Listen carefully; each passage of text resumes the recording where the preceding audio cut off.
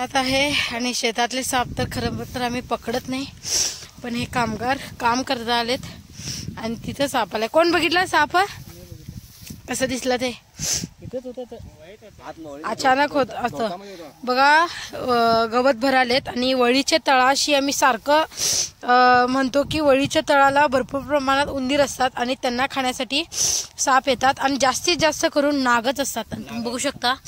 आणि हा नाग आहे. आता पुढचा व्हिडिओ काढतील हे सर, मी त्याला पकडेन. इकडे या, खाली दाखवा इकडे.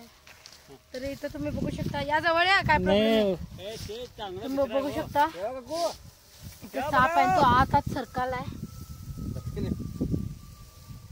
आणि त्याचं तोंड पण इथंच आहे. मेन काढायला बहुतेक समोर जरा थांबाव.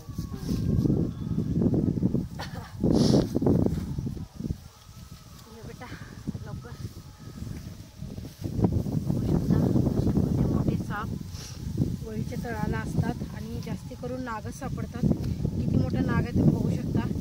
अंदाजे 5 ते 6 वर्षाचा हा नाग आहे. भला मोठा आहे, रागीट सुद्धा आहे आणि उंदीर खाण्यासाठी असं साप येतात.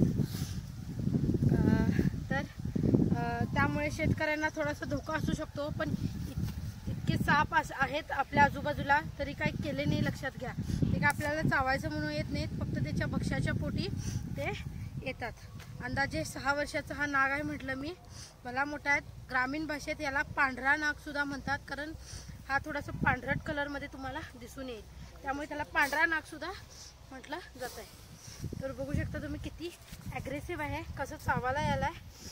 आणि ठीक आहे, याला आपण बंद करूया. व्हिडिओ आवडल्यास लाईक करा, शेअर करा, कमेंट करा कसा वाटला व्हिडिओ. आणि स्नेक सेवर शिवानी, तुम्हाला माहितीच आहे माझं यूट्यूब चॅनल आहे.